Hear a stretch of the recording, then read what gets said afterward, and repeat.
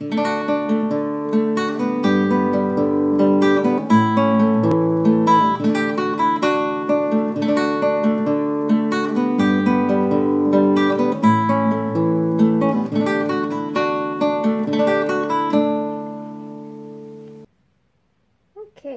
now these next shells, I bought all of these from the Shell store, I think, in Largo. And it was my first time going to this shop, and I had a blast. The owner was super nice, and we talked a lot about shells and science. And went quite nuts and bought lots of things that I had on my wish list. He was very nice to show me some of the special shells behind counters and stuff like that, and Chris and I, we both had a very good time. Okay, so let's start with these little guys.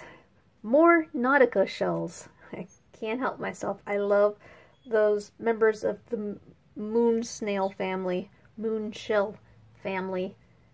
And these are called Gaudy Nauticas, and they are native here to Florida, and apparently they come in a variety of patterns and colors. This one might be my favorite. Look at all these little V-shaped waves. It's just lovely.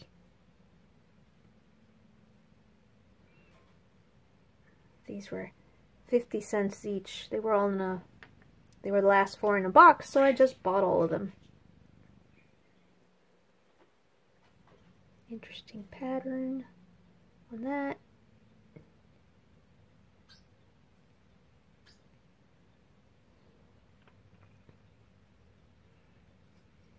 This one might be my second favorite. It's a close tie with the other one. This one has both lines and waves and V-shapes. Beautiful, beautiful Nautica. I have shown these to my bird, Nautica, because I tell him, these are your shells. But this one is similar to the other one. What's neat about it, it's got a little hole right there. That means that some other snail attacked it and bored a hole with its radula, which is a rasping tongue. Kind of like a drill. Even though these guys are predators, they've been preyed upon. And in the small category, I decided to show this guy too. This is a Hebrew cone. And that's not an attack from a predator. This was a keychain, and it was the only one of these that they had, so I bought it and I took the keychain off. And he's been polished. You can tell that he's all glossy and shiny, but that beautiful pattern again. Okay, I'm not sure what this is. I'll look it up and write the scientific name in the subtitle. And if I can find the common name too, but I liked it because it looks like a bullet. A big bullet. And it's got, again, this orange color and all these pretty dots.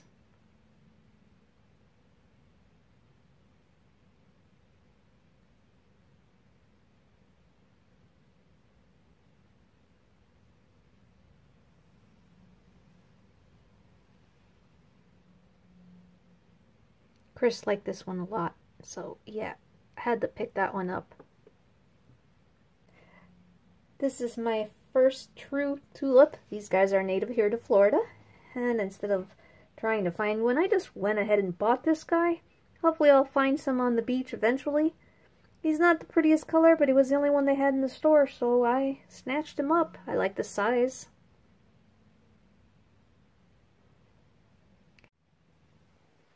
And here we have a horse conch, a small one. Another one that I'm hoping I can find when I go out on the beach or the bay or all the different habitats. I would love to find a full-size horse conch. But for now, I got this little guy that's been nicely cleaned. As you can probably tell by now, I'm a fan of the natural look. I don't like shells that are shiny and glossy that have been purposely made that way, unless they're supposed to be that way, like the olives. They're naturally glossy and shiny. This is This is such a neat pattern. The tip is broken, unfortunately, but it's still in good shape. Overall, it's a nice little display piece. It's about maybe 6 inches long. And now for the cones that I picked up on this trip. Let's start with the big guy here on the left. Chris found this one while looking through the different displays, and it was just so big and spotted and very interesting. And there were others, different colors, same species, but I picked this one out because it was so large and in very good condition. It's crazy to think that there's a snail out there. This is like 4 inches long. That's huge, and that is very venomous. I think that is just amazing. And I like to display this guy standing up because his bottom is so flat, he's got no point, that I can display him. Just move this guy out of the way. Standing up like that. Okay, so let's move on to the next guy. At last, I finally got my marbled cone that I've been wanting. And I want to compare it to the banded marble cone that I got the first time and show how they're different. This one's the banded marble on the right, and this is the regular marbled. This one's got black bands and missing pattern of the little triangle teeth, while this guy is very, very uniform. This guy has spikes on the top, while this one is more flat, and it's got more of a like a hill going up, whereas this guy has more area before a spike forms.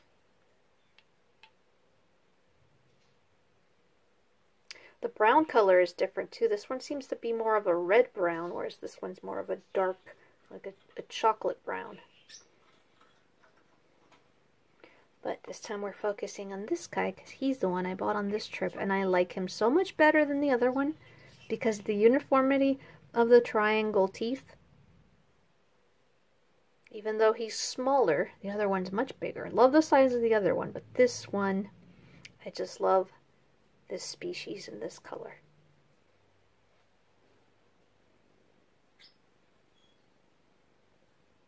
This is the textile cone. These guys can be found in Australia, and I love the pattern, and also, as always, the fact that these guys are so venomous and dangerous. Now, what I like is that, look at that. It's amazing. This pattern and coloring looks like some person painted an Asian landscape on this. These are mountains and valleys. As you turn it on this particular individual, it's really pronounced right here. I love this part. Big mountain range, valleys, and here, smaller mountain range. That is what I like about the textile cone. It's just a gorgeous, gorgeous shell. This one has been nicely cleaned. It's not overly glossy, and I think that when they're in the wild and alive, they're actually covered with algae, and you can barely see the pattern. They're very opaque.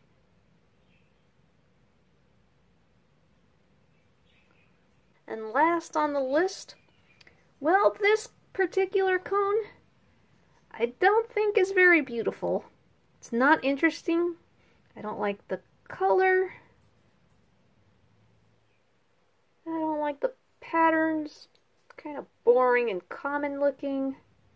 The shape isn't all that interesting. It's almost rectangular in shape.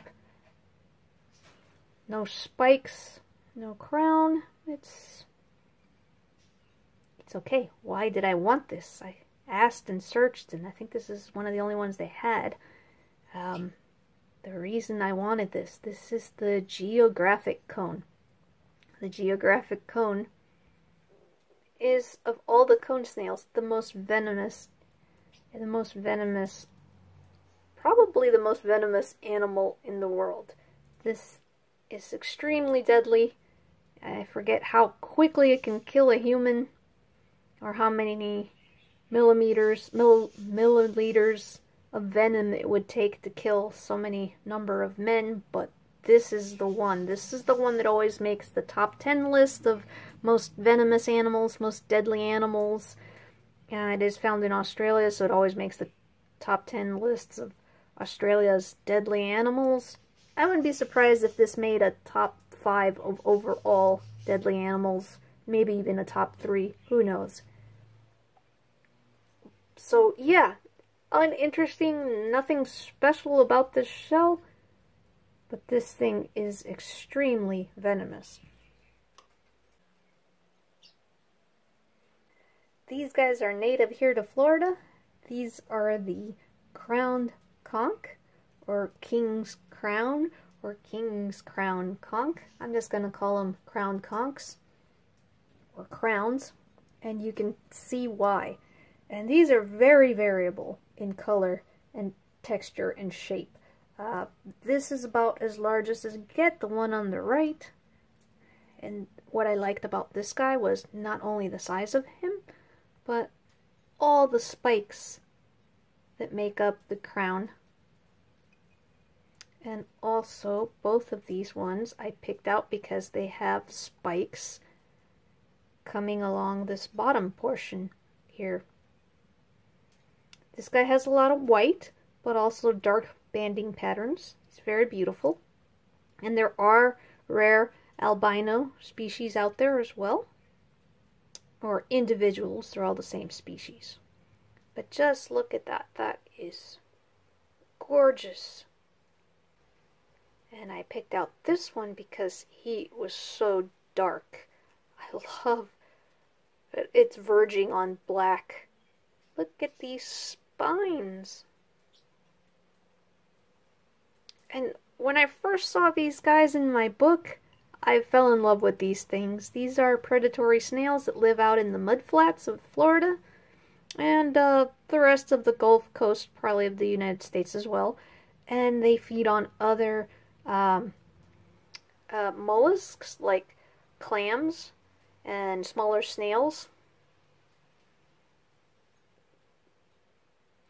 And one of the first things I thought of, being the nerd that I am when I saw these guys, is that these guys look like a drill from a video game. I can just imagine these being around, floating around the vehicle, and then going into a wall and drilling right in. Yeah.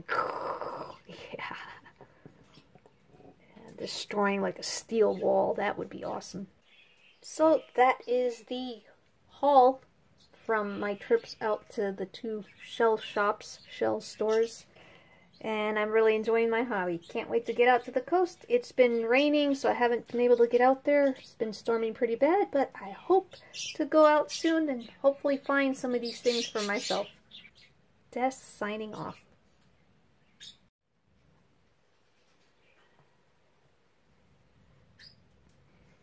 Those pesky dinosaurs won't be a problem this time. Ready the drills. Ready for anything now. Those raptors and that T-Rex won't get us this time.